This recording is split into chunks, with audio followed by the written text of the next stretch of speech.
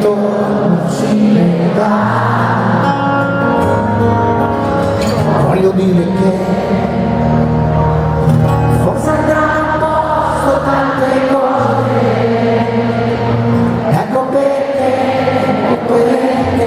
continuerò a sognare ancora un po', uno dei sogni miei.